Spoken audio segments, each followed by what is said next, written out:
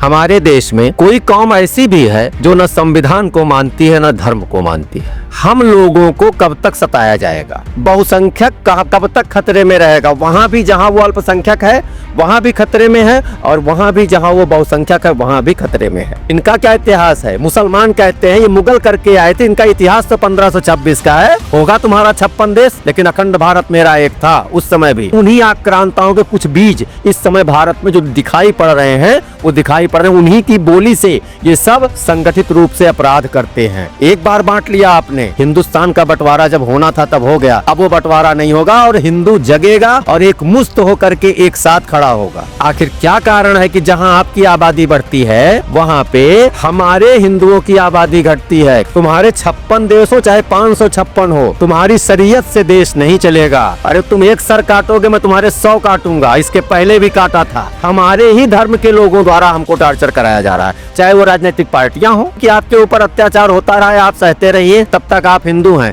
जिसे आज मैं जबान खोल के बोल रहा हूँ, आज से मैं हिंदू नहीं रह गया, मैं काफिर हो गया। यहाँ के बहुसंख्यकों में जमीर जग गया, उस दिन जालीदार टोपी और बड़ी दाढ़ी नहीं चलेगी। जो सही मुसलमान होगा हमारे देवी देवताओं के ऊपर पैर रख के नमाज पढ़ने के लिए नहीं जाएगा कि अगर देश संविधान से चलेगा तो मुस्लिम पर्सनल लॉ बोर्ड की इस देश में क्या जरूरत है।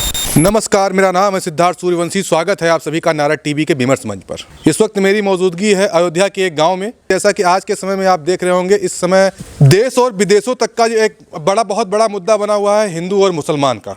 जो लड़ाइयाँ चल रही हैं बांग्लादेश में, आप देख रहे होंगे कि किस तरीके से हिंदुओं को वहाँ प्रताड़ित किया जा रहा है, उनके मंदिरों को तोड़ा जा रहा है, तमाम ऐसी चीज़ों को आप देख रहे होंगे। अगर बात करेंगे उत्तर प्रदेश, भारत देश में उत्तर प्रदेश में, तो उत्तर प्रदेश में एक जगह है संभल, वहाँ पर भी ऐसे ही कुछ घटनाएं देखने को मिलती हैं। तमाम ऐसी चीज़ों पे हम बात करेंगे उनसे जो हमारे साथ में मौजूद हैं, उन्हीं से हम बात करते हैं और जानते हैं संभल की घटना को आप किस तरीके से देख रहे हैं। सिद्धार्थ जी, सबसे पहले तो आपका बहुत बहुत आभार, धन्यवाद हमसे प्रश्न पूछने के लिए।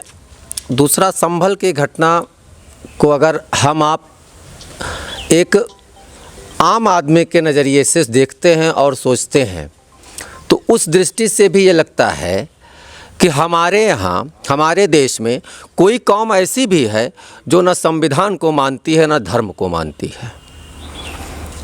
हमेशा संविधान की दुहाई देने वाले लोग, उनके नुमाइंदे, संविधान की ही एक पीठ, चाहे वो जिला की पीठ हो, चाहे सुप्रीम कोर्ट हो, चाहे हाई कोर्ट हो, किसी ने वहाँ पे सर्वे के लिए आदेशित किया था। उन्हीं के आदेश पे वो टीम वहाँ गई और उस टीम को रोकने का वो जो कुत्सित प्रयास कुछ लोगों द्वारा किया गया है वो बहुत ही घृणित है। और इस तरीके का उन्माद यदि अल्पसंख्यक कहलाने वाले लोग फैलाएंगे तो ये उन्माद बहुत जल्द ही बहुसंख्यकों में पैदा हो सकता है, इसमें कोई समय नहीं लगेगा। अच्छा, आप बहुसंख्यक और अल्पसंख्यक की आप अगर बात कर रहे हैं जी, तो इसी प्रदेश का हिस्सा अगर बात करेंगे, अगर विपक्ष में हम जाएंगे तो समाजवादी पार्टी है और कांग्रेस पार्टी है। कांग्रेस पार्टी के मुखिया कहेंगे या कह लीजिए आप नेता प्रतिपक्ष राहुल गांधी हैं। वो उनको आज लगभग 3 से 4 दिन हो गए हैं। पूरे प्रदेश की पुलिस ये कह रही है कि राहुल गांधी को रोका जा रहा है, राहुल गांधी संभल ना आए। राहुल गांधी और प्रियंका गांधी को गाजीपुर से लौटा दिया गया। हाँ, ये मैंने सुना। देखिए, किसी भी राजनेता को, मैंने जब बहुसंख्यक बात की आपसे ना, एक बहुसंख्यक समाज और समाजवादी पार्टी के साथ भी है और कांग्रेस पार्टी के साथ भी है, लेकिन मैं उन सभी नुमाइंदों से ये पूछना चाहता हूँ कि आज संभल का कांड हुआ है जहाँ पे खुलेआम गोलियाँ चली, बम दागे गए और गोलियाँ किस किस देश की मिली, ये सभी मीडिया चैनलों के माध्यम से हमने और आपने सभी लोगों ने देखा कि कहाँ कहाँ की गोलियाँ थीं। उसके बाद भी, इन सब को देखने के बाद भी अगर आज कोई राजनीतिक दल उनके लिए अपना सीना चौड़ा करके उनके उसमें जाता है तो उतना ही सीना चौड़ा करके अभी हाल में ही बहराइच में भी हिंसा हुई थी, दुर्गा मूर्ति विसर्जन, लक्ष्मी पूजन विसर्जन के समय, उसमें एक ब्राह्मण का बेटा मारा गया था। उसमें वो कहाँ थे, उनका डेलीगेशन कहाँ था? किसी का भी डेलीगेशन। यहाँ आप राहुल गांधी और उनकी बात अखिलेश यादव जी, इन सब की बातों को किनारे करते हुए बस एक मुद्दे पर बात करना चाहूँगा आपसे कि हम लोगों को कब तक सताया जाएगा, बहुसंख्यक कब तक खतरे में रहेगा। वहाँ भी जहाँ वो अल्पसंख्यक है वहाँ भी खतरे में है, और वहाँ भी जहाँ वो बहुसंख्यक है वहाँ भी खतरे में है। तो यहाँ तो जातीय राजनीति होती है, उस पर क्या जातीय राजनीति जब वहाँ भी हो चुकी है, अगर उत्तर प्रदेश की बात करेंगे तो जातीय मैं आपको रोकूंगा यहाँ पे। जातीय राजनीति हावी हो गई थी, और बदलाव हो रहा है और पूरी तरीके से होगा। हिंदू एकजुट हो रहा है और एकजुट होके ही रहेगा। हिंदुस्तान में हिंदू एकजुट था, है और रहेगा। जब उसकी अब सवाल हमारी अस्मिता पे है। आज ये जबान मैं अपने गांव से बोल रहा हूँ, ये आपको हर गांव, हर गली, हर चौराहे पे मिल जाएगा। जिसके साथ जो बुरा होता है, कोई भी बुरा करने वाला व्यक्ति जिसका किसी दूसरे धर्म से ताल्लुक़ होता है, उस समय वो अपने आप को सिर्फ हिंदू कहता है। ना वो यादव होता है, ना वो ठाकुर होता है, ना वो हरिजन होता है, ना वो सोनी होता है, ना वो बनिया होता है, ना वो कुर्मी होता है। वो तब जातियों पर, और धीरे धीरे जागरण हो रहा है, जागरण होगा। बहुत पहले भी हुआ था, बहुत पहले हुआ था, जो इतिहास में दर्ज है। अरे इनका क्या इतिहास है, इनका क्या इतिहास है? मुसलमान कहते हैं ये मुग़ल करके आए थे, इनका इतिहास तो 1526 का है, जब बाबर आया था। 1526 के पहले का मुगलों का इतिहास क्या था? होगा तुम्हारा 56 देश, लेकिन अखंड भारत मेरा एक था उस समय भी। तुम्हारा होगा 56 देश, अखंड भारत मेरा था, है और रहेगा। और इसके पहले बहुत आक्रांता आए, वही उन्हीं आक्रांताओं के कुछ बीज इस समय भारत में जो दिखाई पड़ रहे हैं, वो दिखाई पड़ रहे हैं। उन्हीं की बोली से ये सब संगठित रूप से अपराध करते हैं। एक बार बांट लिया आपने, रोज़ रोज़ का ये नहीं चलेगा कि कभी हिंदुस्तान का बंटवारा जब होना था तब हो गया। अब वो बंटवारा नहीं होगा, और हिंदू जगेगा और एक मुस्त होकर के एक साथ खड़ा होगा। अपवाद स्वरूप कोई बात हो तो उसको लेकर के हमको, और मैं मीडिया के माध्यम से इसको कहना भी चाहूँगा कि बार बार जातियों में बटा, धर्मों में बटा। धर्म में कहाँ से बटा हुआ है? जातियों में हमारे बटने की अगर बात करेंगे, उत्तर प्रदेश के मुख्यमंत्री हैं, चुनाव में ही वो संदेश ज़्यादातर देते हैं, मंच से कहते हैं कि बटोगे तो कटोगे। इसका जो मैं इसका डिफिनेशन करना चाहता हूँ। हमको और आपको बचपन में ही, कक्षा 5 में आपने भी पढ़ा होगा, यहाँ जितने लोग खड़े हैं इन लोगों ने भी पढ़ा होगा, कक्षा 5 में पढ़ाया गया था कि संघ एकता में शक्ति होती है, एकता में शक्ति होती है। तो एकता की शक्ति के लिए एक पिता ने, उसके 4 बेटे थे, उन बेटों को एक एक लकड़ी दिया और कहा इसको तोड़ के दिखाओ। बेटों ने आराम से उस लकड़ी को तोड़ दिया, फिर उस लकड़ी का एक गट्ठर बनाया टूटे हुई लकड़ी का, और कहा इसको तोड़ो। नहीं तोड़ पाए, क्योंकि चारों भाई आपस में हमेशा लड़ते रहते थे। ये उस कहानी का तात्पर्य आज योगी जी कह रहे हैं। क्यों कह रहे हैं? कि अगर हम एकजुट नहीं हुए, हम माने, मैं इसमें किसी धर्म को, उन्होंने किसी धर्म का नाम तो लिया नहीं। और रही बात योगी जी की या किसी भी जो संदेश तो हिंदुओं के लिए था ना, तो हिंदुओं के लिए संदेश था। तो एक बार जागरण योगी के मठ से, माननीय योगी जी के मठ से एक बार जागरण हुआ था, जिसकी अगुवाई परमहंस दास जी कर रहे थे। लेकिन जन जागरण का काम महंत अवैधनाथ जी ने किया था, जिन्होंने सरयू में लाखों लोगों को, हजारों लोगों को घुसा करके और प्रण करवाया था। उसका परिणति ये हुआ कि कोर्ट ने माना कि वहाँ राम जन्म स्थान है, और आज भव्य रूप से बन गया। वैसे ही एक जागरण योगी जी ने अगर शुरू किया है कि बटोगे तो कटोगे, तो जहाँ जहाँ हम बटे वहाँ वहाँ कटे। अब आप अभी संभल की बात कर रहे थे, संभल की भौगोलिक स्थिति के बारे में कल मैं मीडिया में भी देख रहा था, कुछ न्यूज़ चैनलों पे भी आ रहा था कि आज़ादी के पूर्व संभल की भौगोलिक स्थिति और जातीय स्थिति या धर्म की स्थिति क्या थी? वहाँ पे बहुसंख्यक के रूप में संभल जो जनपद वर्तमान में है, वहाँ बहुसंख्यक के रूप में मुस्लिम समाज के लोग थे। उनसे थोड़ी सी कम आबादी हिंदुओं की थी। उनकी आबादी आज 1.5 गुना से ज़्यादा बढ़ गई। और उस रेशियो में, अरे 57 और 43 का रेशियो था, 57% मुस्लिम थे और 43% हिंदू थे। आज की डेट में वहाँ हिंदू 18% हो गया। आखिर क्या कारण है कि जहां आपकी आबादी बढ़ती है वहां पे हमारे हिंदुओं की आबादी घटती है? कश्मीर तो मुस्लिमों ने अपनी आबादी बढ़ाई और हिंदुओं ने कम किया। आज भी यही हिंदुस्तान की अगर बात करें, नहीं, रुकिए। हाँ। आबादी बढ़ाई और घटाई से इतना रेशियो नहीं पड़ता है। उनके कारण पलायन करने पे मजबूर हुए। हमारी बहन बेटियों के साथ अत्याचार हुआ, प्रताड़ित की गई हैं। पलायन हुआ, जैसे कश्मीर से कश्मीरी पंडितों का हुआ वैसे ही संभल से भी हुआ। जहाँ जहाँ ये बहुसंख्यक हुए वहाँ वहाँ हिंदुओं को इन्होंने प्रताड़ित किया, और ये सिलसिला ऐसे ही महामानव रोकेंगे जिस प्रकार से आज आवाहन हो रहा है। आज बागेश्वर धाम के धीरेन्द्र शास्त्री जी पदयात्रा निकाल रहे हैं, हिंदू जागरण हो रहा है। हिंदू ऐसे जगेगा, लेकिन मैं इस बात को स्पष्ट कर देना चाहता हूं कि जिस दिन हिंदू जगेगा उस दिन इस राष्ट्र में नहीं, इस विश्व में बदलाव आ जाएगा। क्योंकि हिंदुस्तान पहले ही विश्व गुरु था, तो जब हिंदुस्तान विश्व गुरु था तो हिंदू भी वही उसी गुरु पिता की संतान है, और गुरु तो हम ही रहेंगे, चलाएंगे हम ही। तुम्हारे 56 देश हो चाहे 556 हो, तुम्हारी शरीयत से देश नहीं चलेगा, तुम्हारी शरीयत से देश नहीं चलेगा। कुछ क्वेश्चंस हमारे पास हैं, हम उस पर भी आना चाहेंगे। हम सबसे पहला क्वेश्चन आपसे यही करेंगे, वर्तमान समय में जो वर्तमान का जो समय चल रहा है, तो क्या जो सर्वधर्म है अपना, सर्वधर्म संभाव की स्थिति जो सर्वधर्म संभाव की स्थिति है, वो क्या हो सकती है? कभी भी ताली आपने एक हाथ से बजते हुए देखा है? कोई बजा के दिखा दे। सर्वधर्म संभाव की स्थिति तभी बनती है जब दोनों हाथ से तालियां बजती हैं।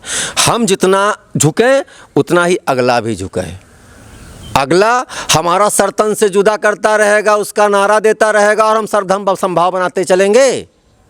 अरे तुम एक सर काटोगे, मैं तुम्हारे 100 काटूंगा। इसके पहले भी काटा था, तुम्हारे बाप दादाओं बाबर तक का काटा था, 2 बार खदेड़ा था। हमारे में कुछ कमियां थी, हमारे लोगों में कुछ फूट थी, बस उसके का जिसे कहा नहीं कि एक लकड़ी तोड़ करके लोग, बस वही लकड़ी ना टूटी होती उस समय भी, अगर एकजुटता रही होती। वो बन रही है और फिर बनेगी, जहाँ के हो वहीं भेज दिए जाओगे। मतलब आपका भी मानना है कि आज के समय में हिंदू बटा हुआ है? एकदम बटा हुआ है, और बट नहीं, अब बटा हुआ था, अब एकजुट हो रहा है। बटा हुआ था, अब एकजुट हो रहा है अपने अस्तित्व के लिए। अपने अस्तित्व के लिए हिंदू एकजुट हो रहा है, और होता रहेगा। जो बटा है वो राजनीतिक पार्टियों को जो बटा है, बाकी हम यही जानना चाहेंगे, धर्मनिरपेक्षता की परिभाषा को आप कैसे देख रहे हैं? धर्मनिरपेक्षता की सबसे बड़ी परिभाषा यही है कि हमें हमारे धर्म कर्म को न रोका जाए करने के लिए। मैं किसी को तो कभी कोई हिंदू कभी किसी को रोकने गया कि आप यहाँ न कीजिए, वहाँ न कीजिए? जब आपने घर में घुस करके आपके आक्रांताओं ने, आकाओं ने, बाप दादाओं ने आकर के हमारे घर को तोड़ा, उसको बनाया, उसको किया, तो हम अपने घर को अगर मांगने के लिए आज हम सबल हुए। जैसे आप भी 4 भाई होंगे, मैं भी 4 भाई हूँ। आपकी बहुत सी ज़मीनें पिताजी ने छोड़ दी हैं। जब आपके पास पैसा हुआ तो आप घर बनवाने के लिए उस ज़मीन का टुकड़ा लेने आए, जब तक नहीं था आप नहीं आए।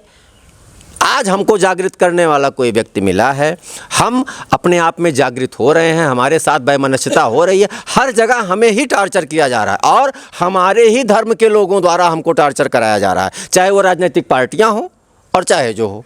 लेकिन अगर उन सब चीज़ों को धीरे धीरे सबके कलई खुल रही है और सब एक साथ राजनीतिक पार्टियों पे अगर आप बात कर रहे हैं, राजनीतिक पार्टियों की अगर हम बात करेंगे तो ये इसका आप भी इसको मानते हैं कि क्या राजनीतिक पार्टियों की वजह से आज हिंदुत्व कमजोर हो गया, सनातन कमजोर हो गया? निश्चित रूप से, इसमें कहीं कोई दो राय नहीं है। सनातन और हिंदुत्व को कमजोर करने का सबसे बड़ा श्रेय विभिन्न प्रकार की राजनीतिक पार्टियों को जाता है, जो हर प्रदेश के हिसाब से अलग अलग प्रदेशों में अलग अलग तरीके से छोटी बड़ी मिला करके हैं।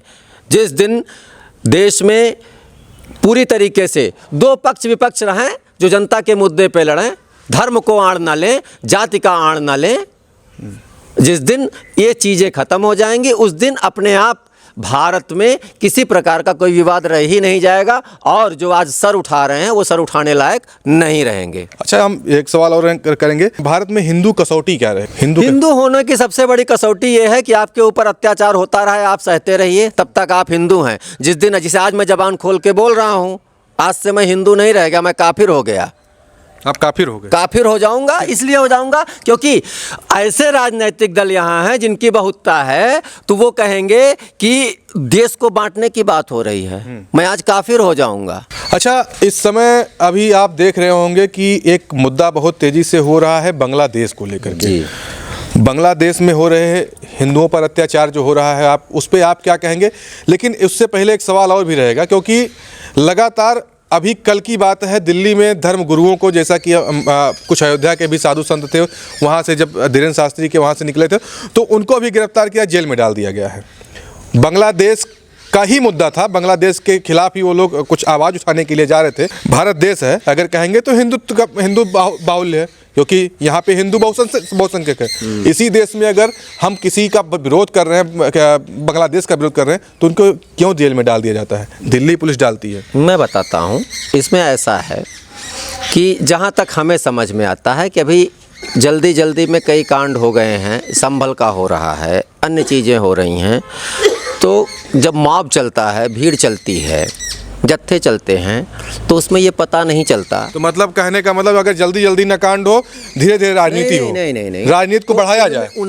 उनमें बहुत से लोग अराजक तत्व घुस आते हैं और उनको कोई मौका ना मिल जाए, इसलिए ऐसा कुछ। और रही बात, आप बांग्लादेश की बात कर रहे हैं, बांग्लादेश में वहाँ के धर्मगुरु को अरेस्ट किया गया। हाँ, उनके वकील को ऐसा पीटा गया कि वो आईसीयू में है। तो ऐसा ही है, इसके यही चेतना की ज़रूरत है, यही चेत रहा है। पाकिस्तान बंटा तो हिंदुओं की आबादी कितनी थी, बांग्लादेश अलग हुआ, हिंदुओं की आबादी कितनी थी, आज कितनी है। और आज जो बच्चे खुचे हुए भी हैं, उनको पीटा जा रहा है। मैं भी विभिन्न चैनलों पे देख रहा था, तो दिखाई पड़ रहा था कि वहाँ तिलक ना दिखाई पड़े, माले ना दिखाई पड़े, कंठी ना दिखाई पड़े। अगर इस तरीके का वो दिखाई पड़ता है तो उनके ऊपर आक्रमणकारी आक्रमण करते हैं। जो वहाँ के आतंकवादी, एक तरीके से कहिए, जब जो जनता को मार रहा है तो आतंकवादी ही कहा जाएगा, वो उनको मारते पीटते हैं। तो भैया, अगर वहाँ तुम बहुसंख्यक हो, तो जिस दिन यहाँ का ही बहुसंख्यक पगलाया, जिस दिन यहाँ के बहुसंख्यकों में ज़मीर जग गया, उस दिन जालीदार टोपी और बड़ी दाढ़ी नहीं चलेगी। असदुद्दीन ओवैसी का ये जो तकरीर करते हैं, ये नहीं चलेगी। क्या मुसलमानों का भारत में अधिकार नहीं है? वो यहाँ के वो उनका भारत नहीं है, वो भारत के नागरिक नहीं हैं। अगर जो सही मुसलमान होगा, वो जैसा हम देख रहे हैं, वो हमारे देवी देवताओं के ऊपर पैर रख के नमाज पढ़ने के लिए नहीं जाएगा। जो हिंदुस्तान का मुसलमान होगा, इसको चिन्हित कौन करेगा कि सही है गलत है? इसको चिन्हित कोड कर तो रही है, उसको मान और नहीं मान रहे हैं तो वही आक्रांता हैं। उसके पहले 1526 में इनके आका काका दादा आए थे और आज ये कर रहे हैं, आज वही काम ये कर रहे हैं। हमारे देवी देवताओं के ऊपर आप चढ़ के जाओगे, तुम्हारे खिलाफ अगर भारत देश में बोलने की आज़ादी है। नूपुर शर्मा जी ने क्या बोला था, आपको बहुत बुरा लग गया? क्या इतिहास है हमारे यहाँ? तो त्रेता युग का, द्वापर युग का, सतयुग का, सबके बाकायदे इतिहास। तुम्हारा कितना बड़ा इतिहास है। अपने धर्मों में अगर पड़ता है तो आप तुरंत सर तन से जुदा का नारा देते हो। और हमारे देवी देवताओं, एक आपने सुना होगा, एक चित्रकार थे बहुत बड़े, नाम आप भी जानते हैं, मैं भी जानता हूँ, लेना ज़रूरी नहीं है। उन्होंने हमारी देवी देवताओं के नग्न चित्र बना दिए। तमाम ऐसे चित्र आज भी वायरल होते हैं। वो दूसरे धर्म के उन्होंने नग्न चित्र बना दिए। क्या हुआ उनके विरुद्ध? उनके खिलाफ तो कोई हिंदू कहने नहीं गया। और हम ही हिंदू असहिष्णु हैं, सहिष्णु हैं, कौन सा हम सर्वधर्म संभाव नहीं करते हैं, भारत देश एकता का प्रतीक है। अरे कितनी एकता मैं दिखाऊं, कितनी एकता हम लोग दिखावें? अगर बात कहेंगे तो हिंदू या सनातनी की अगर हम बात करते हैं तो ये शांत कौम है। इसको शांत कहता है?